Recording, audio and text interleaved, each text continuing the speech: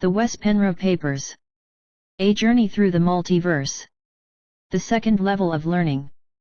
http://wespenre.com. Part 1, Metaphysics and Exopolitics. Metaphysics Paper Number 1, The Feminine Universe. By Wes Penre, Wednesday, May 2, 2012. Revised, Friday, July 13, 2012. http://wespenre.com. Part 1. The history of progress is written in the blood of men and women who have dared to espouse an unpopular cause, as, for instance, the black man's right to his body, or woman's right to her soul. Emma Goldman. When above the heavens had not been formed, when the earth below had no name, Tiamat brought forth them both. Tiamat, mother of the gods, creator of all. The Enuma Elish, earliest text, Tr. Mus Arnault. 1. Abstract, 2011 to 2012, 2 very challenging years. Since I wrote the first level of learning, the papers which preceded these, so much has happened. For you who are familiar with my work are also familiar with what the Pleiadians call the nanosecond def, which is the time they have assigned as the time between 1987 to 2012, in which time has sped up, going faster and faster for each year, reaching its peak in 2012, only to slowly decrease in speed after that. During this time period, our solar system is aligning with the galactic center, something that only happens approximately every 26,000 years. It signifies that the solar system has completed a full orbit around the zodiac. During the last 25 years, the gamma rays from the Sun, the central star, Alcyone, and the intense suns in the galactic center have affected mankind profoundly.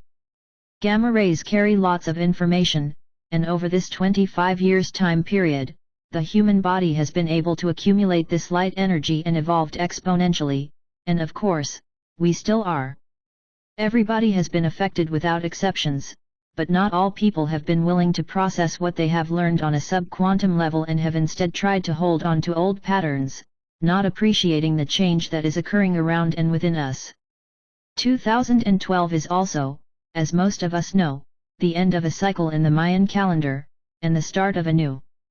However, I can certainly testify to that my own life has changed profoundly during this exact time period of 1987 to 2012, and these last 2 years have been absolutely extraordinary. I feel I have developed enormously, and when I look back 3 to 4 years in time, it's like another lifetime. That's how much I feel I have changed and matured, spiritually and as a whole being. But the journey hasn't been without bumps in the road, either. When all these great energies from cosmos come in and hit us, we wake up and evolve, but we also all of a sudden are facing our demons and past life traumas. 2011 and 2012 have been very challenging for me personally, and I have had to handle a lot of things coming my way, seemingly out of the blue, but with a bigger perspective on things I realize that what has been happening was necessary for my own development, and it has made me stronger and helped me grow. All that is normal under the circumstances. Don't be alarmed if you get sick or face a lot of challenges now and the next few years to come, even if you think you are in control of your life right now. We all have things we need to confront and take responsibility for, old karma hitting us right on the nose. The information from the Sun and the galactic center is abundant and can have a profound effect on the nervous system. So if you get any kind of neurological problem now, it may pass when things are slowing down, at least in some people, if the increased energies is the reason for the illness. And if the doctors can't say what your illness is, I have faith that things will go back towards normal within a couple of years or so.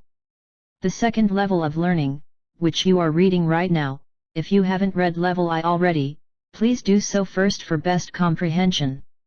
Click here for the link, is a little different from level I. Although most of my information is backed up with sources, or showing some logic how I came to certain conclusions, there are also sources who need to be anonymous for any given reason, and we have to respect that. The logical mind always screams for sources and references, because it's very linear in its thinking and wants everything listed and explained to the smallest detail. This, however, is not how I work, in general. No one would expand their minds very much if everything was explained, and it turned out that when all readers had read these papers, they all thought the same way. That would, in my opinion, be a failure on my part. I'd rather see that the reader starts using his and her imagination and build their own universes off of what they read here. Imagination is the key and the road to freedom, and I'll explain why in paper number 3. I want people to expand their minds rather than putting them in a box.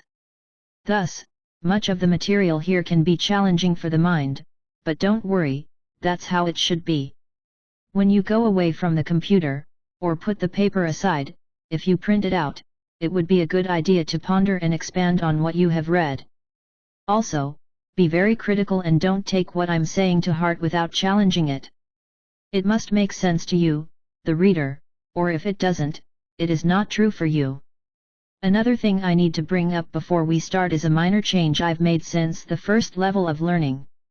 Instead of putting definitions of words that the reader may find foreign via a link to the bottom of the page, I have now created a special definition page. So when you see this font style def after a word, you can click on it and it will take you to the definition page, which will list the words alphabetically, like in a dictionary. When you've read the definition, click the back button on your browser and it will take you back to the exact point where you stopped reading. In the original version of this paper of May 2, 2012, I promised the reader an Aryan dictionary as an appendix to the second level of learning. I regret to say that this is no longer a possibility in order for me to protect my sources. However, there are quite some clues to the old Orion language in Robert Morningsky's Terra papers. http://www.bibliotecapeliades.net/vita_vita_alien_63.htm right parenthesis comma and in Anton Park's work, http://www.zeitlin.net/endenchantment/secrets.html right parenthesis. I apologize for the inconvenience, although I don't dismiss the possibility that I may be able to present one sometime in the future. When writing about subjects like these, we sometimes, as I said, have to rely on sources that for any given reason wish to be anonymous. Certain sources can't come into the open, or it could be right out dangerous for them, or it could even defeat the purpose with exposing their stories or their information. Hence, I am giving sources to my information wherever I possibly can, but some sources I will simply refer to as anonymous sources or reliable sources, and these are the sources that fall into the anonymous category. There is no use in coming to me afterwards and require to know who these sources are, because I cannot reveal them under any circumstances. So, with this short introduction I want to start sharing my most recent research with the reader, and I hope you'll enjoy and will find it helpful in your own development as a human being. 2. A fascinating story. When I was new to the internet back in the late 1990s and started researching different alien races, Robert Morningsky was a researcher I quickly took to heart after had read his Terra Papers 1. There he talks about the reptilian Orion queens, who are supposedly one, if not the, oldest star race in this section of the universe. David Icke has dedicated much of his research to expose the reptilian races as well, as have many others. Robert Morningsky is a full-blooded native Indian, half Hopi and half Apache.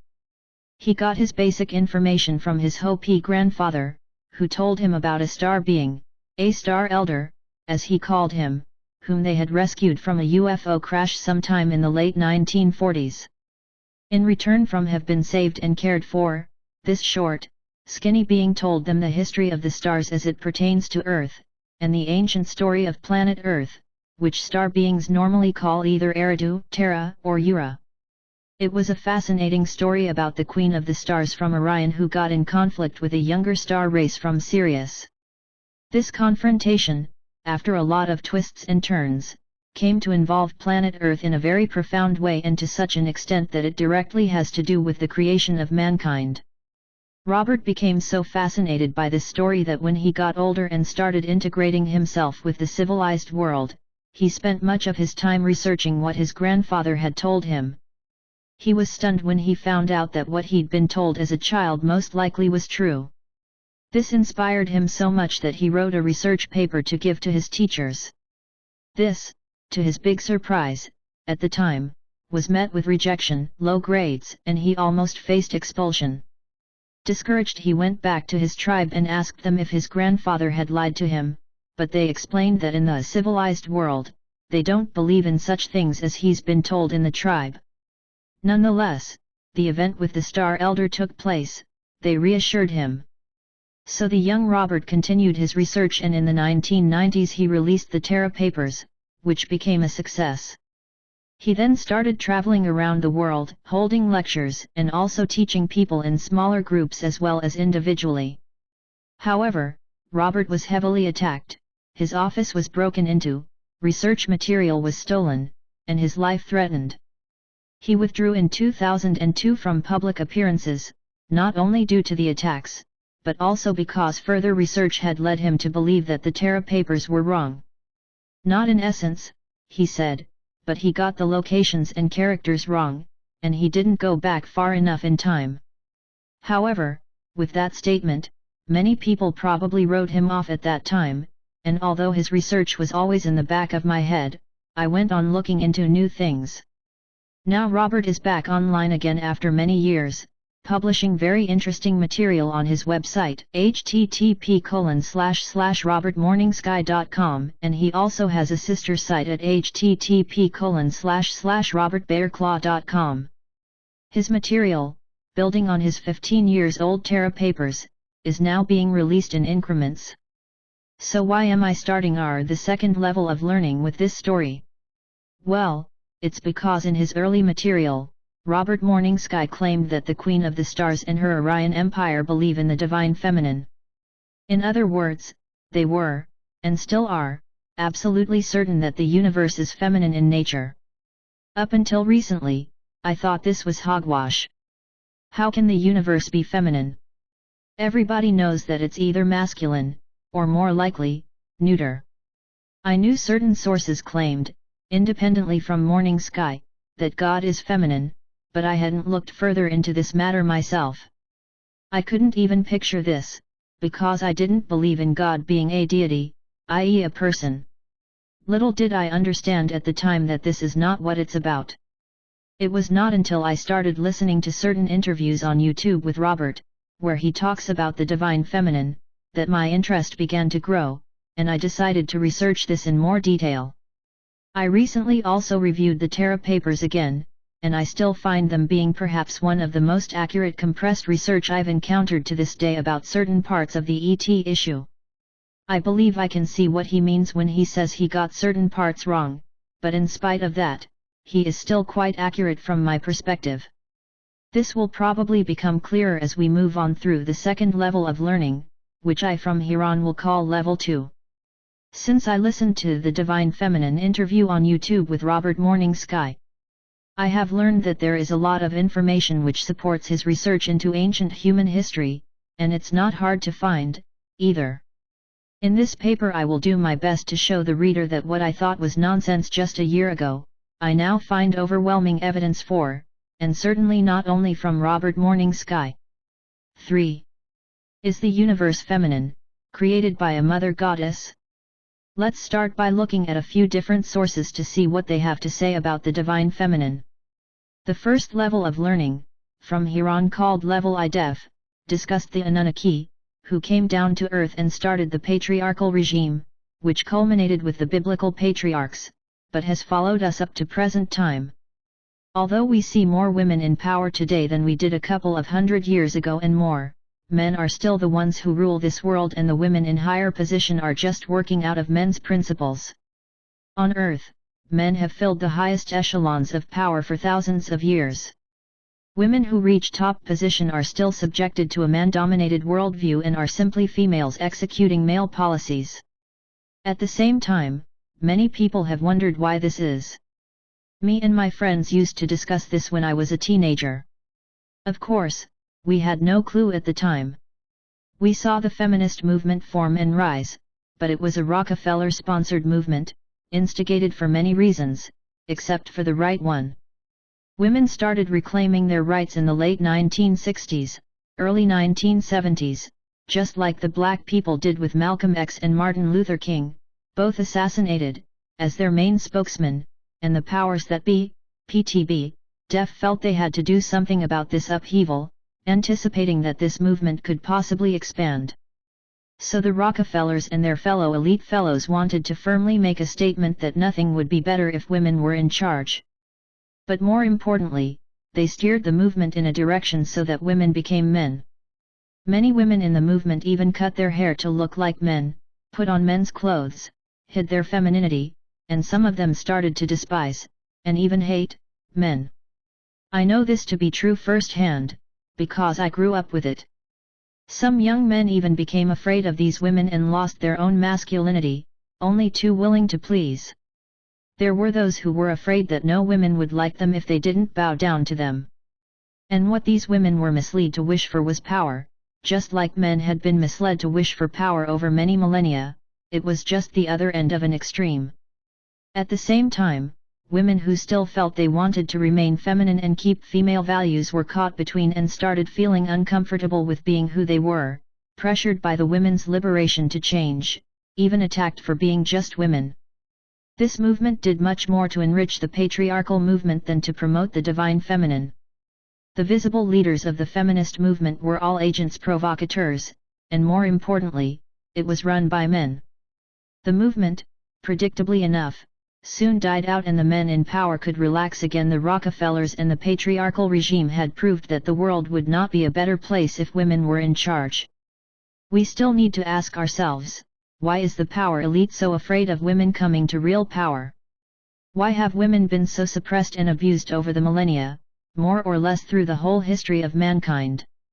There must be something women have that men don't have, or have less of. But what is it? The secret to the struggle between the female and the male is an ancient conflict that goes back way before mankind was born. It has to do with the female sexual and spiritual powers of the gods. This power, as we shall see in later papers, were transferred down here to Earth when Homo sapiens were created, hundreds of thousands of years ago. This is why the patriarchal regime has such a stronghold on Earth and has had for such a long time. The divine feminine was suppressed by the gods. And from their standpoint, it was for a good reason. Before we were visited from a star race from Sirius some 450,000 to 500,000 years ago, other star races had already been here and were still here, teaching the beings living here then about the divine feminine.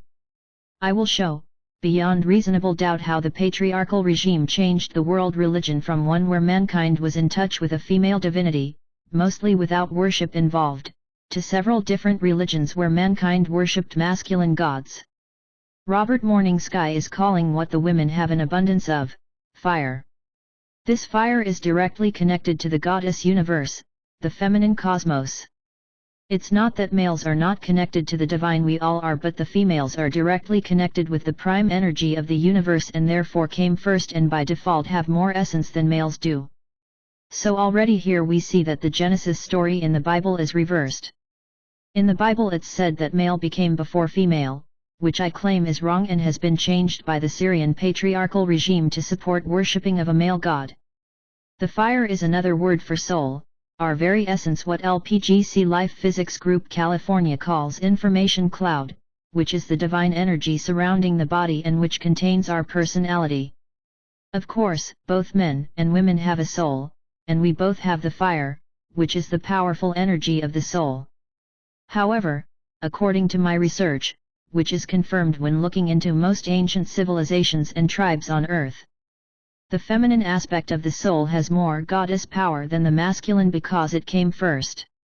What the global elite and their extraterrestrial, masters are most afraid of is that people in general, and women in particular, are going to develop more of their feminine energies and become more powerful. Hence, the feminist movement in the 60s to 70s, where the feminine aspect of women were diminished, was instigated by the men of power, and both men and women lost their identities, and it was also a blow to the family unit, which they know is a strong bond between people. The power they are so afraid that we will develop also has a much deeper meaning, which will be discussed later. It is so secret that the PTB and the ETS who manipulate them would lose their control over us if we really knew and started using our powers. 4. Matriarchs versus patriarchs. As above, so below. The struggle between the feminine and the masculine is almost as old as the stars. Those who have studied Freemasonry, or read up on conspiracies know of the saying, as above, so below. This means that if it happens down here on Earth, it also happens in the heavens. This struggle is no exception. Galactic wars have been raging in one sector of the galaxy or another almost since the beginning of time. As long as there are opposites, men/women, black/white, good/evil and so on, star races in the universe who are evolving always seem to have something to fight over. And as long as there is separation, there will be concepts like mine and yours. This is particularly true when comes to galactic real estate, something I brought up in Level I as well. Beings out there in space are constantly fighting over planets, solar systems, and in some cases over whole galaxies, or groups of galaxies. It just goes on and is often a stage in a species development, and with time star races normally become more peaceful, but not always. However, beware of those who tell you on forum, websites, or elsewhere that the universe is an extremely violent and warlike place where star races are killing each other all the time. This is not true. In general, the multiverse is a place which supports love, compassion, and empathy as well as growth in consciousness and awareness. Therefore, the majority of the multiverse is a friendly place where certain laws and rules do apply.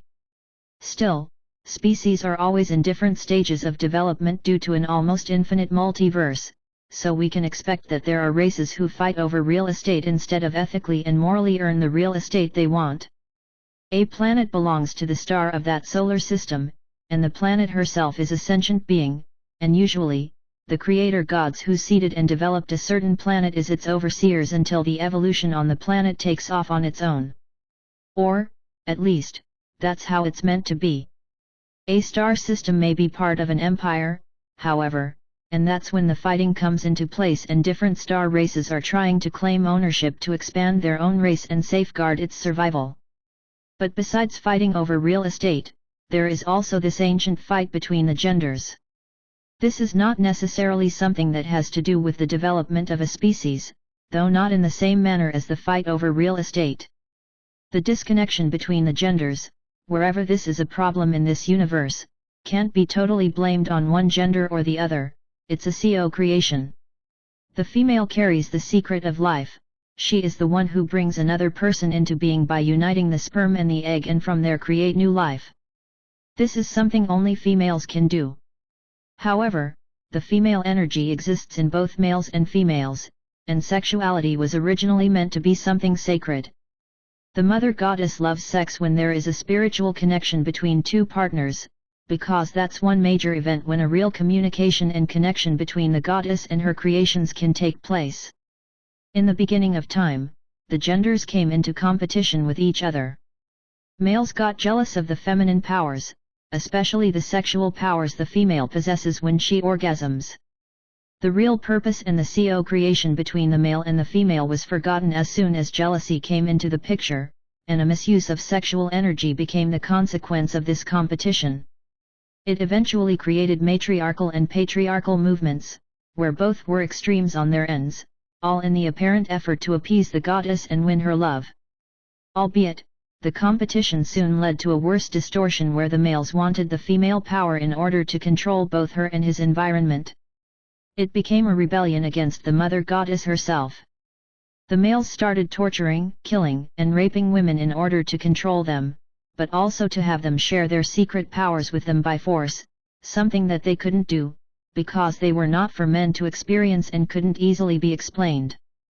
Females, in their turn, started using males as sex objects only, and it even went so far that females killed their lovers when they had fulfilled the sexual act. This was millions, perhaps billions of years ago, but is still an issue in some places in the universe, and certainly here on Earth. This age-long gender conflict is also described in details by Anton Parks in his epic about the history of the Geno Bull, the old reptilian races in his trilogy The Chronicles of Gurku, at this moment unfortunately only available in French. Park's interesting work is, however, translated in part from French to English by Malo and Gary Zeitlin on their fascinating website, http://www.zeitlin.net/endenchantment/secrets.html. But we're still in mystery over what this power that females have more of than men is, so let's see if we can elaborate on that, and why women have been so suppressed, both in galactic cultures, and here on Earth. According to the Aryan religion, the religion practiced in Orion, in other words, God is feminine in nature and is in fact the 96% dark energy/matter that human science can't explain, i.e. 96% of the universe, which is the blackness/darkness between stars and galaxies, by some called the void or the Khaa. Other names for it are Vril, Chi, Dur and Fahat. Around 75% of the universe is dark energy, and roughly 21% is dark matter. The remaining 4% of the universe that we can see, but still not fully explain, is that in which we live and can perceive with our five senses, also called the physical universe. LPGC in their working model, C-level I, call it the void, the nothingness outside the thought boundary of the unum. More on this in the two following papers. The Orions and most other evolved star beings in the universe know that because God is feminine, the female energy is more powerful than the male. Also, women are more psychic and can easier tune into the realm of the goddess, the 96%, which is pure spirit. And how do women do this most easily? The answer is, through ritual ecstasy, but more easily, through their orgasm. Those who have read up on my huge database, Illuminati News, http://illuminati-news.com, or studied similar information, know that women are almost always used in magic, whether it is old Enochian magic, or magic, K, with a K, which symbolizes the 20th century magician Aleister Crowley's work and all that which branches out from it. Crowley put a K at the end to distinguish it from stage magic that illusionists practice, so for the sake of simplicity, I will do the same thing from here on. On the higher levels of any secret society on Earth that's worth its name, sex magic is a big part of it. And in the many cults of the global elite, a mother goddess is often in the center of them, but still controlled by males, often via sophisticated mind control. Sex magic has by many who don't understand the subject been deemed black magic and called Satanism, not only by Christians, but other religious groups as well. Anyone involved in darkness and dark rituals have been shunned and called Satan worshippers. This is not entirely true. In the beginning, sex magic was the ritual men and women used when they still knew about the divine feminine. They were followers of the Aryan religion. The darkness everybody is talking about was their attempts to connect with the 96% spirit, so-called dark matter and dark energy. There was nothing satanic in these rituals. They were practiced the way they were meant to by two human beings who loved each other and could accumulate power via the female orgasm. At the moment of orgasm, the woman became like a supercharged rod which entered the realm of the goddess, which the Orions call the Khaa, and she could bring divine energy back into the third dimension and accumulate it in her body and soul. Then she could use that power for the good of herself, her family, her tribe, or anything she wanted. This is the route to shamanism, where they knew how to use the female power for the good of things. The female orgasm is but one of more ways for a female being to reach beyond the stars. Again, shamanism, which is an old Orion religion, I've learned, is the answer. Still today we can see shamans dance for hours and sometimes days until they reach a trance-like stage where they can walk on fire without being burned. They have been seen shape-shifting into bears and other creatures, but most importantly, they open up portals to the Khaa, the goddess universe. Before the patriarchs came down on Earth from the stars, there was an androgynous human race, who were the guardians of this planet, and in direct communication with the goddess universe. They had the capacity to easily connect to the depth of the goddess universe just by their thoughts. They were highly multidimensional beings, very friendly, compassionate, humble, and spiritually powerful. Then, when the patriarchs came down to earth from the stars, they stood face to face with this androgynous race and saw the wonders they could do. The intruding star race did all they could to steal this goddess power, but this early human race refused to give it away or tell the intruders how to get access to it, because they could see that these people were not of the light. So the patriarchs changed things around. They got jealous of the powers of this androgynous race, because they could do what the patriarchs could not, and that annoyed them. After all, they were the Syrian lords, the Khanas kings, and the A.am.I, the proud warrior race from the stars. Some have called them the Anunnaki. To make a long story short, and I will tell the long story later, they created Homo sapiens to become their slave race and got the idea to make them sexual, in the image of themselves. So they mixed their own DNA with that of the androgynous species and apes that were already inhabitants on the planet, creating this new, hybrid race, hoping they would have the same powers as the androgynous species, however, this time mostly through sexuality. This new hybrid race was Homo sapiens, the thinking man. As we shall see throughout these papers, the Syrian lords succeeded beyond their own imagination. Homo sapiens, this highly sexual race, could do the same things as the androgynous race before them, not only through sacred rituals of ecstasy, but also through the female orgasm. Our creators managed to create a species which they themselves did not fully understand, and still don't up to this day, and the female power they were hoping to use for their own benefit became the secret of Homo sapiens. It became so sophisticated that the Syrians, to their own frustration, couldn't learn how to tame this power and use it for themselves. They are still learning. After Homo sapiens had been created, they were pretty much in the hands of the Syrian lords. They were owned by their creators. Although the lords were patriarchal and in rebellion against the goddess, they let the early humans know that the goddess is the creator of the universe and that she needs to be worshipped through rituals and sacred sex. In the beginning, only certain hand-picked humans were allowed to have sacred sex with Syrian men present, trying to steal the power of the female orgasm when it happened between two humans of opposite sex. Others, like the famous Enki, or Ea, suggested against his half-brother Namur's the Enlil decision and let humans have unlimited sex, but still under supervision and in honor of the goddess, in order to make the rituals more powerful, not because he was matriarchal. Shamanism was always led by the feminine force.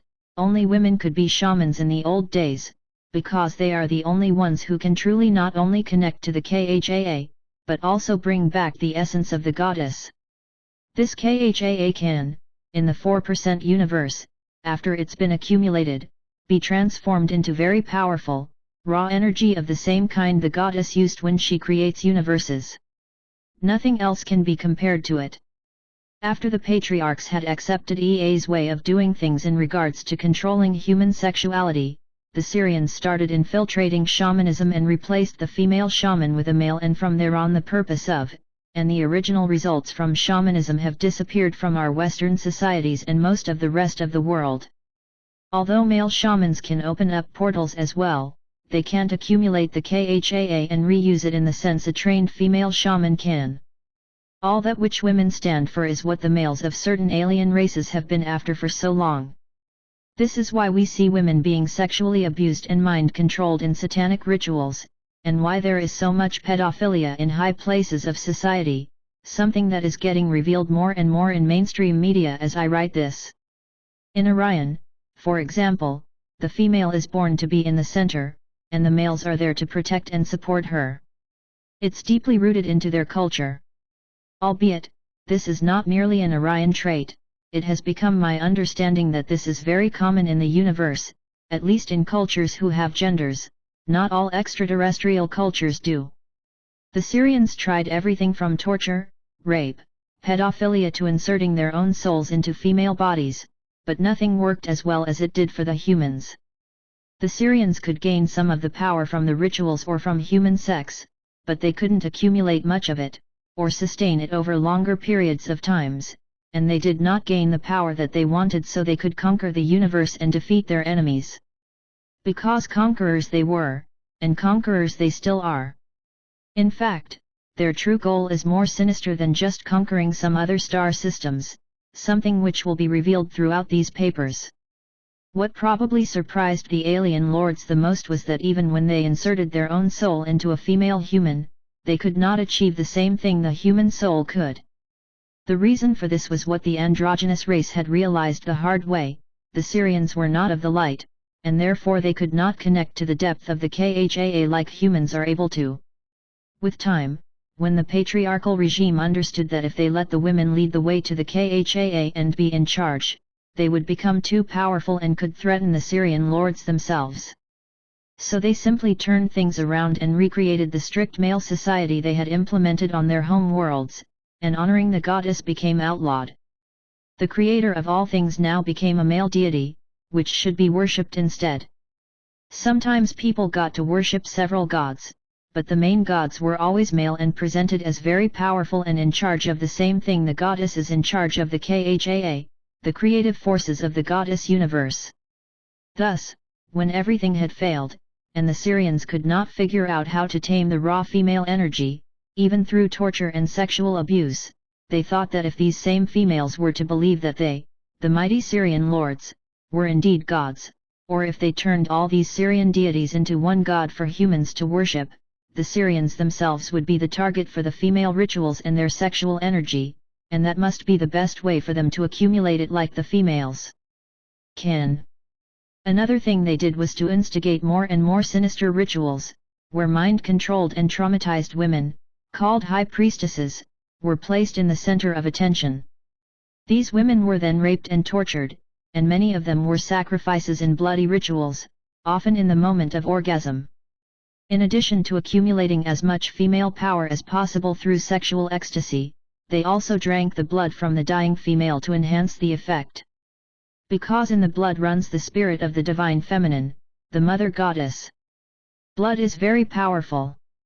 We have been living under a patriarchal regime ever since, and these horrific rituals have continued, and are practiced in high places behind secret doors up to present time.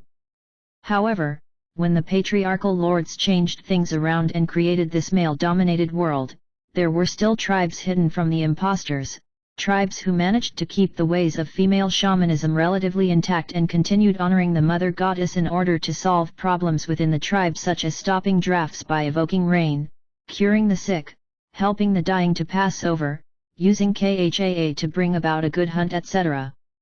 This is what shamanism here on Earth was all about in the beginning, practiced by tribes, hidden from the men of power, in order to be able to practice their religion, the religion of the mother goddess, or the divine feminine.